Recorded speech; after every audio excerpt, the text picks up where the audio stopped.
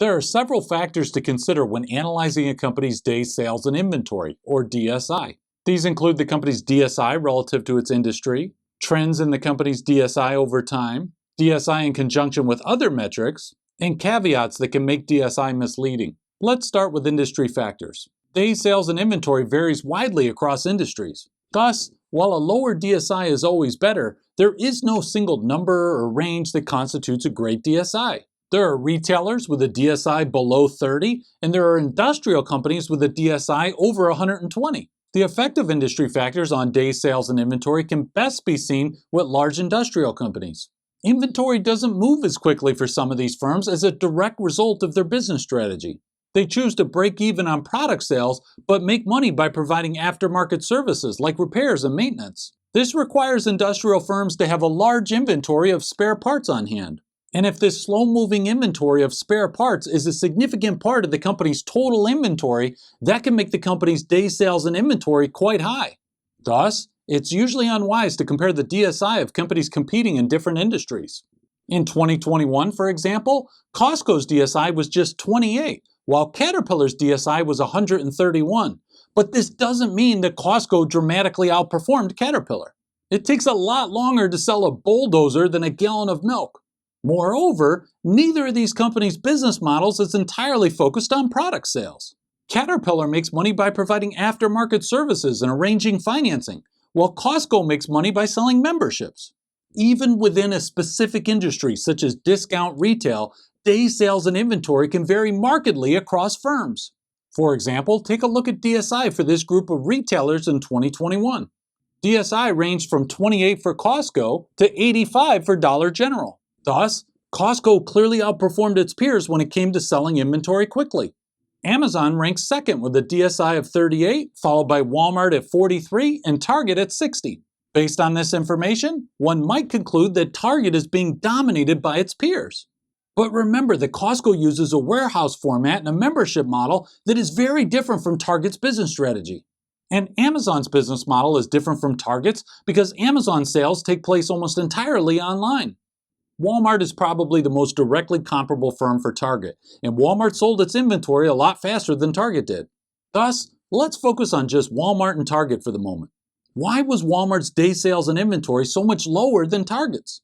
One possible answer is that Walmart simply outperformed Target. Maybe Walmart did a better job at keeping inventory lean, minimizing shrinkage, and marketing its products. But there might be other reasons for the difference in DSI. For example, it's possible that Target has chosen a different business strategy than Walmart. Target has a higher gross margin percentage than that of Walmart. Thus, Target might have chosen a strategy in which it moves inventory a little more slowly, yet reaps higher margins. Another possible reason for the difference in DSI is that Target and Walmart simply aren't comparable. Yes, Walmart and Target are both big box retailers, but Walmart's consolidated results include the operations of Sam's Club, which uses a warehouse format and membership model similar to that of Costco. No two companies are ever completely identical, so it's important to take that into consideration when comparing their days sales and inventory. Now, when we look at the rest of this group of retailers, we see that Target's days sales and inventory is a lot lower than that of Dollar General and Dollar Tree. But to some extent, this might not be a fair comparison because Dollar General and Dollar Tree are smaller format dollar stores, whereas Target is a big box retailer. And while Dollar General and Dollar Tree both sold their inventory more slowly than Target in 2021, they both had a higher gross margin percentage than Target. So again, this might come back to the company's business strategies. So let's tie all this together. Target moves its inventory more slowly than Walmart or Costco, but it has a higher gross margin percentage. Conversely, Target sells its inventory more quickly than Dollar General or Dollar Tree, but it has a lower gross margin percentage. Target is thus in the middle of the pack when it comes to the speed of selling its inventory. But you shouldn't just compare a company's day sales and inventory to that of other firms in its industry. You should also look at trends in the company's DSI over time.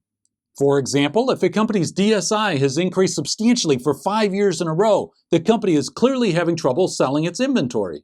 This could be because demand for the company's products is declining, the company is facing increased competition, the company is doing a poor job choosing its product mix, or the company has obsolete inventory and needs to take a write-down. Let's take a look at the trends for our discount retailers.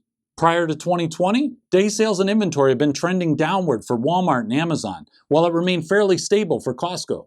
But DSI had increased for Target, Dollar General, and Dollar Tree, which wasn't a good sign for those firms. Target's DSI had increased from 57 in 2012 to 62 in 2019. Since Target's DSI was increasing at the same time that Walmart's DSI was decreasing, this suggests that Target might have been doing a poor job turning over its inventory. Now, in some cases, a company's DSI will be stable for years before experiencing a sharp uptick. An upward spike in DSI could mean the company's having trouble selling inventory because it lost a major customer, or there's a recession.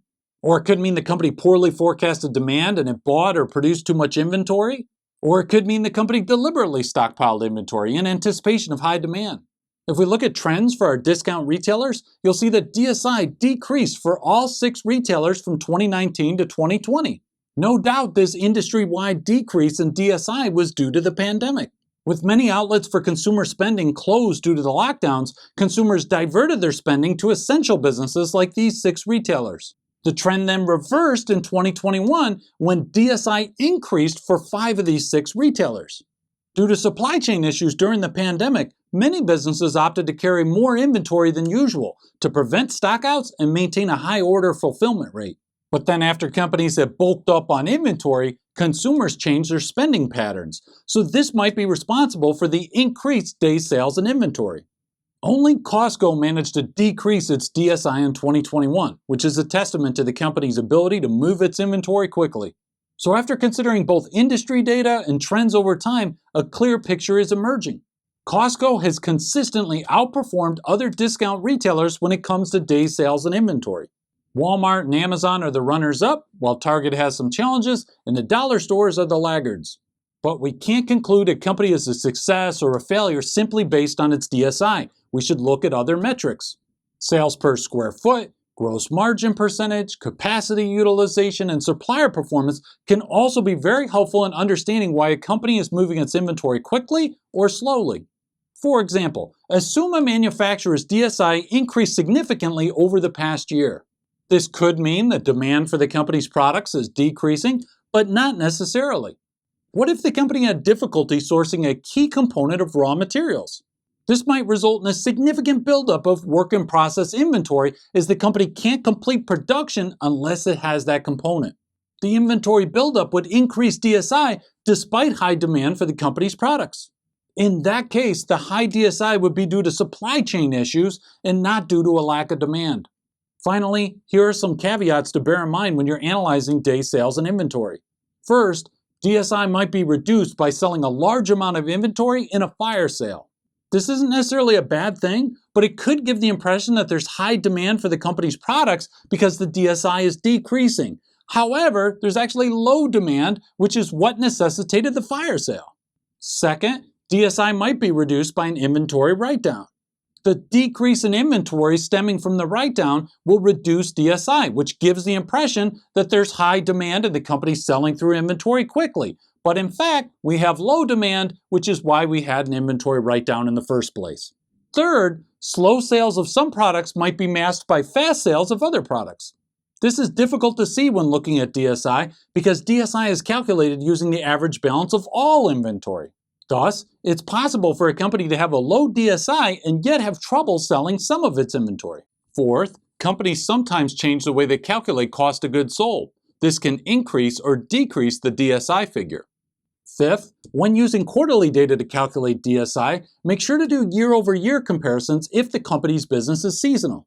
Walmart will sell inventory more quickly during the holiday season than it will in the spring. So an increase in Walmart's DSI from the fourth quarter to the first quarter isn't indicative of poor performance. It just means that the company's business is seasonal.